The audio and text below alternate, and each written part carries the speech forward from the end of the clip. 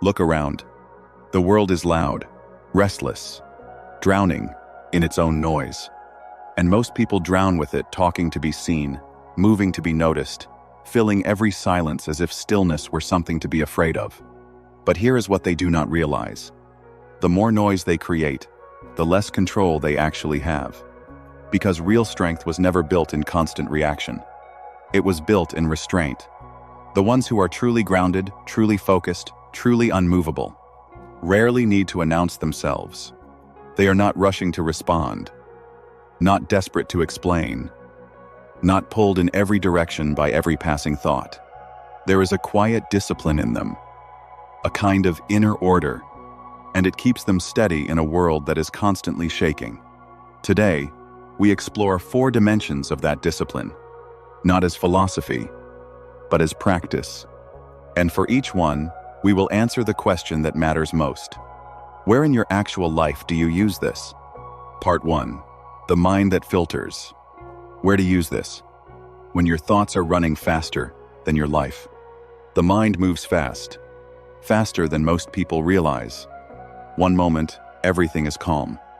The next, a single comment, a shift in tone, a look that lasted half a second too long, and your thoughts are already spiraling, replaying what was said, imagining what could happen, building entire scenarios that feel absolutely real, even though they have not occurred. It feels like preparation, like awareness, like control. It is none of those things. It is the mind doing what untrained minds do, treating every thought as if it deserves a response, as if every passing fear, every fragment of memory, every conditioned echo is a message that must be examined, expanded, and taken seriously. But most thoughts are not important. Many are simply the residue of old experiences wearing the costume of the present.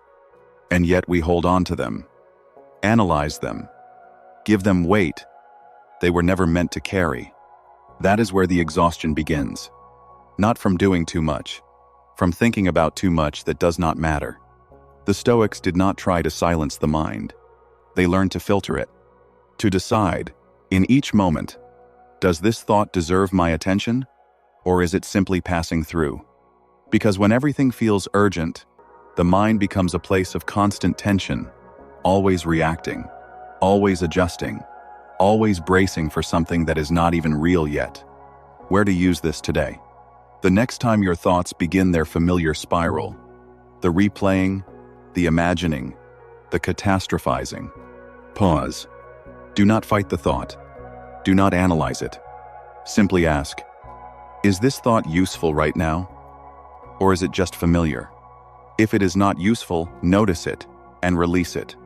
Not by force, by choice.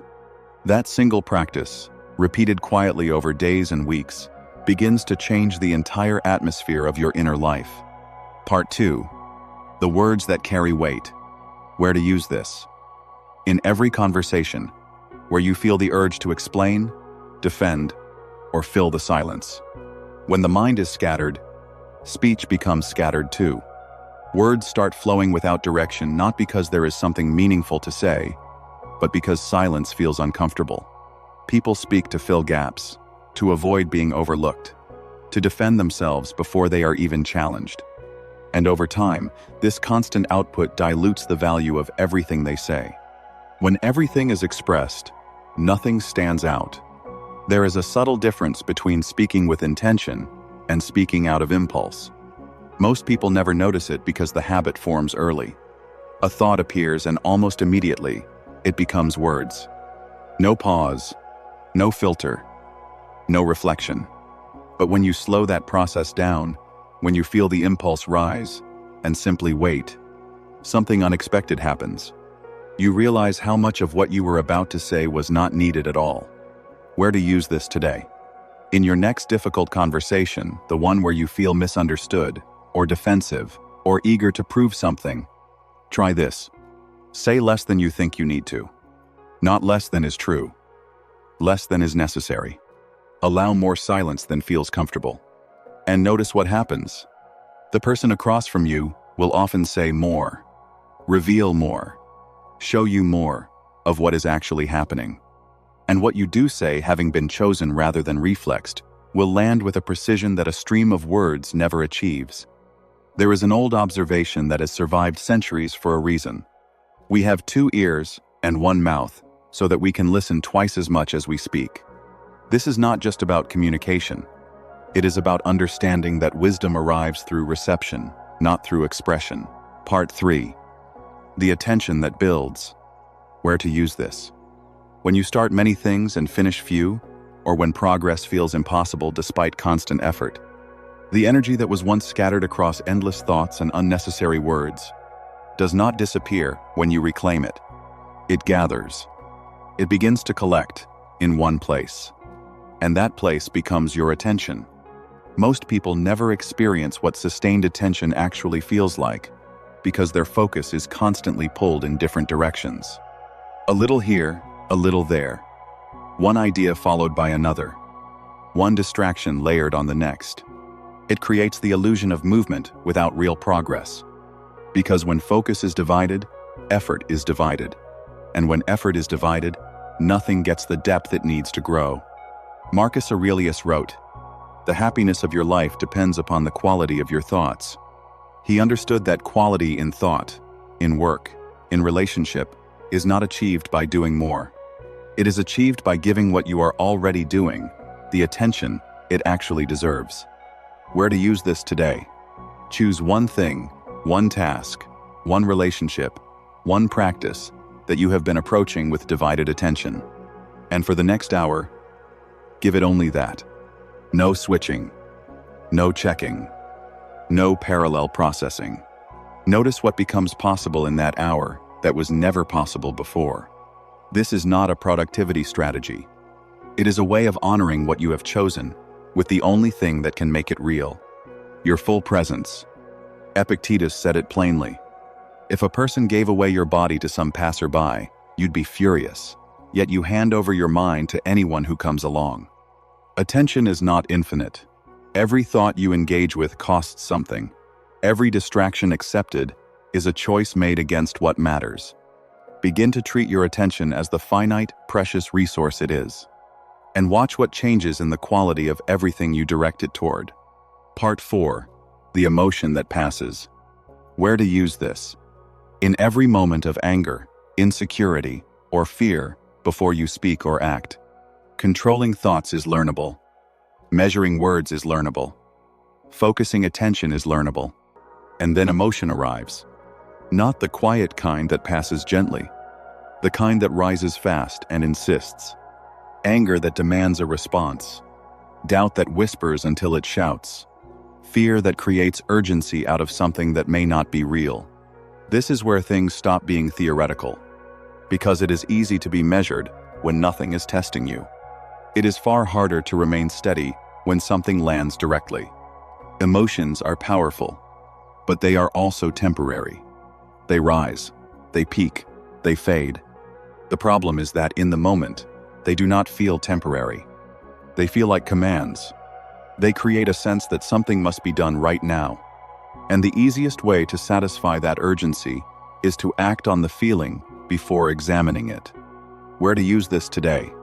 The next time something rises strongly, anger at a message, fear about a conversation, frustration at a situation, before acting, name it. Not to anyone else, quietly, internally. I am feeling angry. I am feeling afraid. I am feeling hurt. That act of naming creates a small distance between the feeling and what you do with it. And in that distance, however small, you have a choice. Not to suppress the feeling, not to perform calm, but to decide what the feeling is worth expressing, and how, and when. The Stoics understood that emotions are part of being human. They never asked anyone to stop feeling. They asked something harder. Stop being ruled by it. No one is free who is not master of themselves. That is not restriction. It is the most precise form of freedom available to a human being. The ability to feel everything and still choose your response. The space between. Where to use all of this? In the ordinary, unremarkable moments of an ordinary day. There is a principle that holds all of this together. Not dramatic, Not complicated, simply true. Between stimulus and response, there is a space. In that space is your power to choose your response. That space between the thought and the reaction, between the feeling and the action, between the impulse and the word, is the entire territory of everything we have explored today. Most people never notice it, because the space is small, because the reaction feels inevitable, because the habit is so old it has begun to feel like personality. But it is not personality, it is pattern. And patterns, unlike character, can be changed.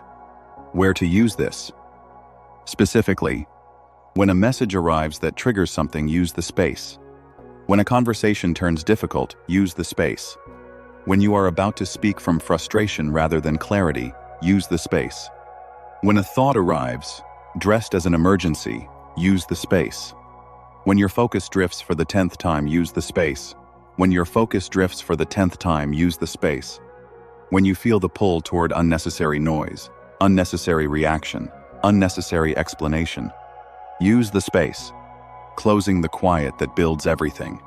At some point, without a clear line marking the change, everything begins to come together, not as separate practices you have to remember, but as a way of operating that feels consistent and quietly natural. Less noise in the mind, more precision in speech, deeper focus in action, greater choice in feeling. And what emerges from all of that, slowly, without announcement, without applause, is something the Stoics called inner order, a quality of presence that does not need to explain itself, a steadiness that does not require the world to cooperate in order to remain, a kind of strength that is not built in grand gestures or loud declarations, but in the 10,000 small moments when you chose the pause over the reaction, the word that mattered over the word that was easy, the thing that deserved your focus over everything that competed for it, and the response you chose over the one that arrived automatically. That is the discipline. Quiet, unglamorous, invisible to most. And yet, it changes everything. Not because the world becomes simpler, but because you become steadier. And a steady person, moving through an unstable world with clarity and intention, is one of the rarest, most quietly powerful things there is.